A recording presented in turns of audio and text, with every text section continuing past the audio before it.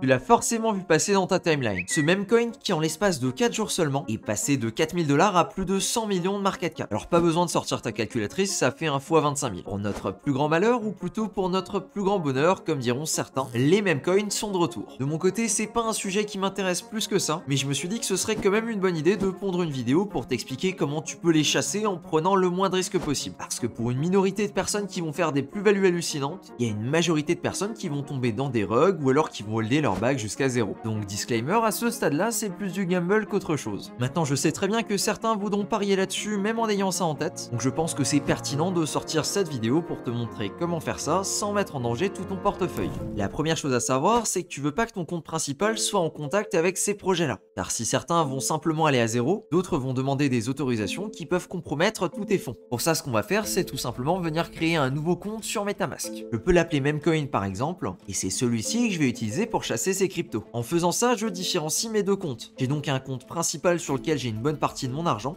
mais celui-ci ne sera pas mis en danger si j'approuve un smart contract douteux via ce nouveau compte que j'ai appelé Memecoin. Donc déjà, ça c'est un premier niveau de sécurité. Une fois que c'est fait, on va top up ce compte et on va lui envoyer un petit peu d'argent. Impeccable, j'ai bien reçu ce que je me suis envoyé, et je précise juste qu'ici je suis sur Arbitrum, mais ça fonctionne exactement de la même façon sur les autres blockchains. Pour venir chasser, on va utiliser un site qui s'appelle Dex Screener. C'est un super outil qui va venir répertorier tous les tokens qui sont créés. Ça permet du coup de venir les choper tôt, voire même très tôt. Donc ici, ce qu'on va faire, c'est qu'on va aller dans la partie New Pairs, et ici il va venir nous afficher les tokens qui ont été récemment créés. Et pour venir les trier, il va utiliser pour métrique le volume. Alors là, dans ce cas de figure, il n'y a pas vraiment de filtre, et il va venir nous afficher à peu près tout et n'importe quoi. Ce qu'on peut faire déjà, c'est d'aller dans Rank and Filter, et venir ici dans All Platforms. À partir de là, on va pouvoir sélectionner les blockchains qui nous intéressent. Peut-être que pour des raisons de frais, t'as pas envie d'aller sur Ethereum par exemple. Ce qui va se passer là, c'est qu'il va uniquement venir chercher les nouvelles cryptos qui sont créées sur ces plateformes-là. Et ici, il y a d'autres paramètres supplémentaires si tu as envie de venir les régler. Pour le coup, moi je vais appliquer, et il vient de mettre à jour notre liste. Alors comme tu peux voir, il filtre toujours par volume, mais après ce que tu peux également faire, c'est de venir filtrer par age. Le age, ça correspond à il y a combien de temps le smart contract a été déployé. Donc ça, c'est le premier filtre, c'est par le plus longtemps, mais nous on peut filtrer également par les smart contracts qui ont été créés les plus récemment. Et donc ici, tu as une liste de tokens qui ont été créés très récemment. Et comme tu peux le voir au nom, l'écrasante majorité de ces cryptos, elles ont un nom de même coin.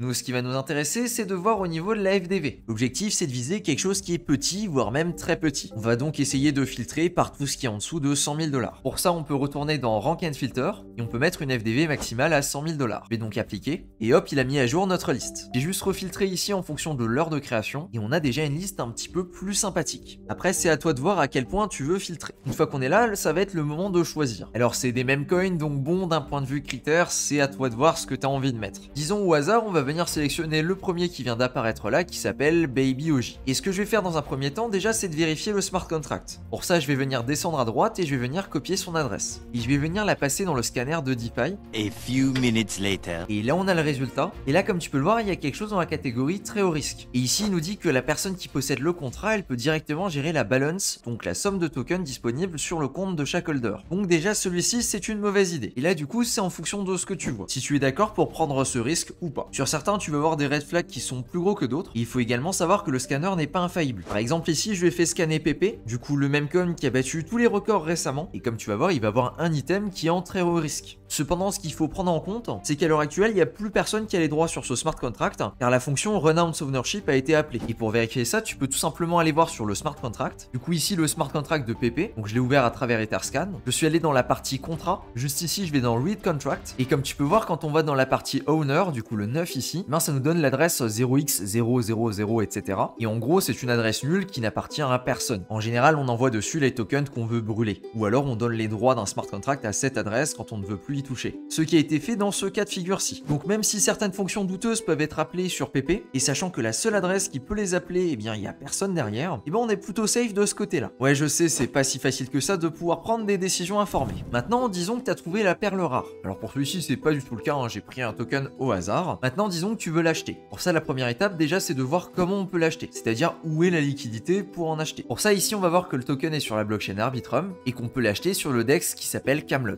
Soit tu peux cliquer sur Trade on Camelot qui va venir ouvrir une petite interface ici. Pour le coup, j'aime pas trop cette solution et moi, je préfère directement ouvrir le site. Si c'est un token avec lequel tu n'as jamais interagi ici, par exemple, tu vas te demander de l'importer. Donc, on va l'importer. Et comme tu peux voir ici, il suffit d'indiquer la quantité d'Ethereum que tu as envie de dépenser. Et il va automatiquement calculer la quantité du token que tu as envie d'acheter juste ici. Après, tu cliques sur Swap et tu vas le recevoir. Alors c'est possible que ce soit un token qui fonctionne avec des taxes, et dans ce cas-là, il faudra aller dans la V2 et pas dans l'agrégator. Et en plus de ça, il faudra également venir spécifier un slippage important, du coup possiblement au-dessus de 15%. Ça c'est pour prendre en compte les différentes taxes qui peuvent être appliquées sur des mêmes coins. Alors comment tu sais si c'est ce cas de figure là? Ben tout simplement parce que tu vas tester plusieurs fois ta transaction et ça va planter à chaque fois. On peut également avoir un autre cas de figure, ici par exemple un token qui est sur Uniswap, et là il faudra peut-être l'importer manuellement. Pour ça on va descendre et on va venir choper son adresse, et je vais aller dans mon Uniswap pour la coller juste ici. Et comme tu peux voir juste ici, il va me le trouver, il va me mettre un disclaimer, donc je comprends, et juste ici je vais pouvoir en acheter sur Uniswap. Et voilà, je pense que j'ai dit le principal sur la chasse au meme coin et comment faire ça de façon safe. Maintenant garde bien en tête que ça c'est uniquement à but éducatif et que je t'encourage absolument pas à te lancer là-dedans. C'est beaucoup plus risqué que ça en a l'air et ça s'apparente plus à du gambling qu'à autre chose. J'espère que j'ai pu t'apprendre quelque chose à travers cette vidéo, et sur ce je te dis à plus pour une prochaine.